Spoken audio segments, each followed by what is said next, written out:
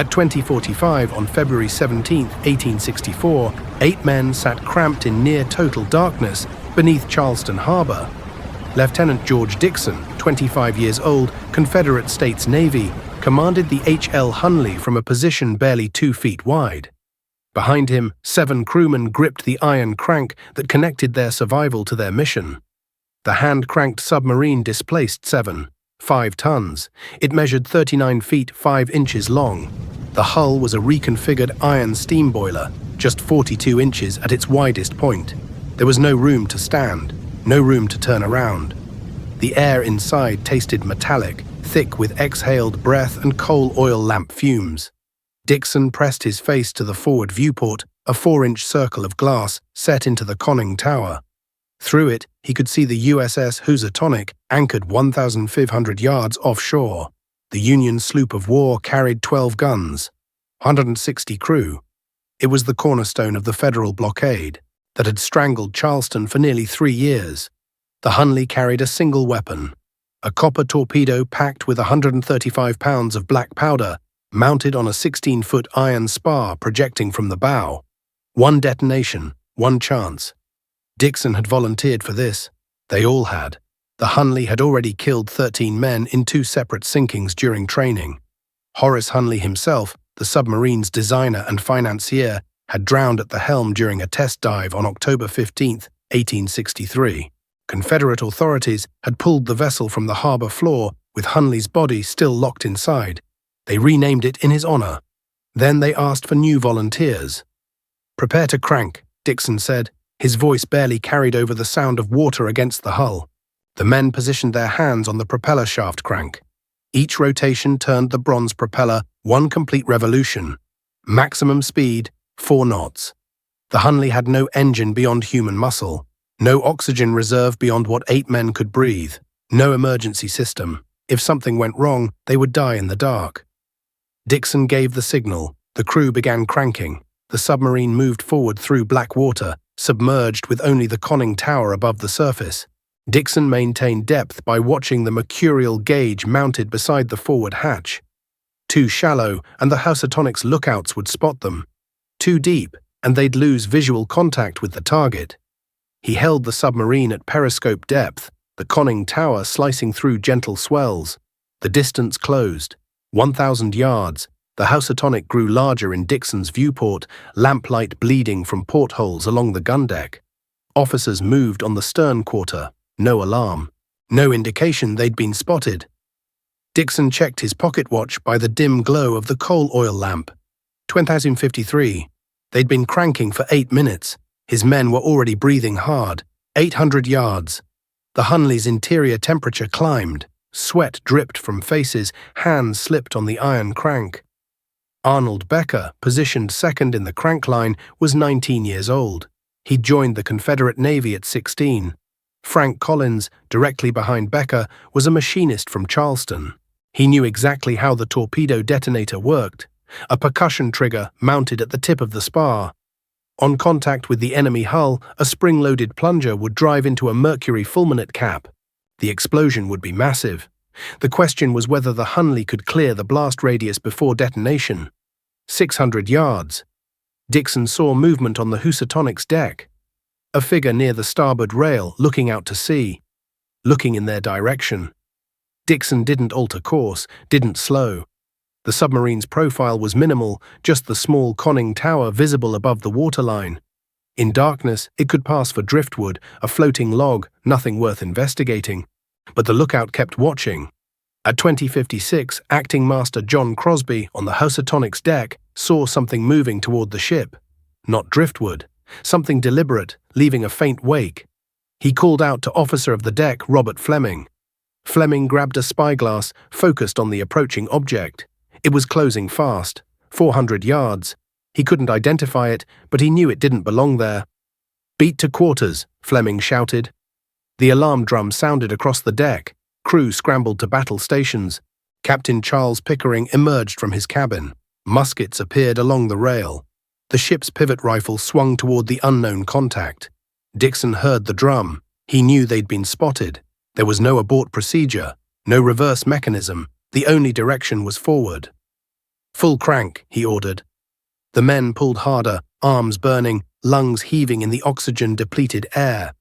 The Hunley accelerated toward the Housatonic's starboard side. The torpedo spar angled slightly upward to strike below the waterline, 300 yards. Musket fire cracked from the Union ship. Rounds hit the water near the conning tower, some ricocheting off the iron hull with metallic rings.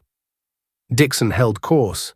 The Housatonic's crew was attempting to slip the anchor chain and get the ship moving, but it was too late.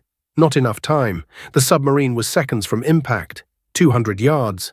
The Housatonic's engines roared to life, propeller churning water. The ship began to swing, but physics favored the attacker. The Hunley's momentum carried it directly into the Union vessel's starboard quarter, just forward of the mizzenmast. The torpedo spar struck the wooden hull 4 feet below the waterline at 2058. The percussion trigger fired. 135 pounds of black powder detonated against the ship's hull at point-blank range. The explosion tore a hole 6 feet wide through the Housatonic's starboard side. Water rushed into the engine room, the wardroom, flooded compartments in seconds. The ship listed immediately, masts tilting toward the sea. Crew members jumped overboard, grabbing anything that would float. The blast wave hit the Hunley with tremendous force. Water surged over the conning tower. The submarine rolled. Inside, the crew was thrown against the iron walls. The coal oil lamp shattered, plunging them into absolute darkness. Dixon felt water pouring through the forward hatch seal. Cold, fast, rising around his legs, his waist. "Back crank," someone shouted. But there was confusion, panic. The men couldn't see each other, couldn't coordinate in the dark. The crank mechanism jammed. Water continued flooding the compartment. The Hunley's bow tilted downward. They were sinking. The last thing Dixon saw through the viewport was the Housatonic's masts disappearing beneath the waves. The Union ship went down in 28 feet of water, settling on the harbor floor with its rigging still visible above the surface. 5 crew members died in the sinking. The remaining 155 climbed into the rigging and waited for rescue boats from nearby Union vessels. The Hunley never surfaced. 8 men remained at their stations as water filled the compartment. There was no escape hatch, no breathing apparatus, no rescue protocol. The submarine settled to the ocean floor 1,000 feet from the Housatonic wreck, buried gradually by sediment and current. Dixon still gripped the depth control lever. The crew's hands were still on the crank, their bodies preserved by the cold, oxygen-free environment. The attack represented a watershed moment in naval warfare. For the first time in history, a submarine had successfully destroyed an enemy warship in combat. The implications were enormous.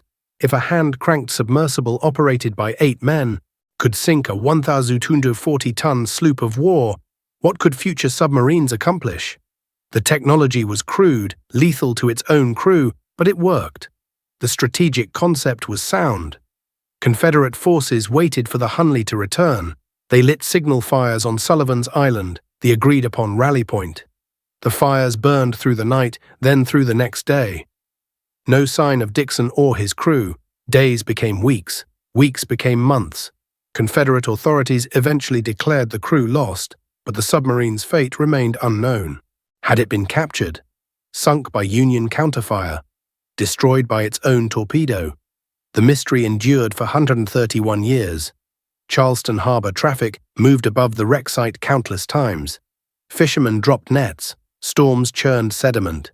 The Hunley lay buried 30 feet beneath the harbor floor, completely invisible to surface detection. In 1995, marine archaeologist Dr. E. Lee Spence began systematic surveys of the area where the Housatonic had sunk. Using magnetometer equipment towed behind a survey vessel, his team detected a large iron anomaly 1,000 feet from the known wreck position. The signature matched the Hunley's dimensions. After months of careful excavation planning, divers reached the submarine on May 3, 1995. The vessel was intact. The hull showed no signs of catastrophic structural failure, no holes from Union fire. The torpedo spar was still attached, bent but unbroken. When divers entered the crew compartment, they found all 8 men still at their stations, exactly as they had been on February 17, 1864. Dixon sat at the forward position. His hand rested on the depth control lever. The crew's skeletal remains surrounded the crank mechanism. Personal effects were recovered. Dixon's gold pocket watch stopped at 2058. A diamond ring, uniform buttons. A wallet containing Confederate currency. The recovery operation took 5 years of planning. On August 8, 2000, the Hunley was raised from the harbor floor and transported to the Warren Lash Conservation Center in North Charleston. Archaeologists began the painstaking process of excavating the interior sediment, documenting every artifact, preserving the remains of the crew. The project continues today. Forensic analysis revealed the probable cause of the sinking. The explosion that destroyed the Housatonic created a powerful pressure wave that traveled through the water at 5,000 feet per second. The blast wave hit the Hunley's crew through the thin iron hull. Medical examiners found evidence of pulmonary trauma consistent with blast lung injury. The men likely died from the concussive force before the submarine even began taking on water. They never knew the flooding had started, never attempted to abandon the vessel. They simply lost consciousness and died at their posts. The torpedo detonator showed signs of premature triggering. The spar struck the Housatonic at an angle, causing the mercury fulminate cap to ignite while the Hunley was still dangerously close. Modern analysis suggests the submarine needed at least 200 additional yards of separation to survive the blast wave. Dixon never had that distance. The moment the torpedo struck, his crew was already doomed. On April 17, 2004, exactly 140 years after the attack, the crew of the H.L. Hunley was buried with full military honors at Magnolia Cemetery in Charleston. Thousands attended. Confederate reenactors fired a 21-gun salute. The caskets were draped in Confederate naval flags. George Dixon's gold pocket watch, recovered from his remains, is now displayed at the Warren Lash Conservation Center alongside the restored submarine. The Hunley represents both innovation and tragedy. Its crew achieved what no one before them had accomplished, proving that submarines could be effective weapons of war. That proof came at absolute cost. 8 men died in darkness, suffocated by their own success.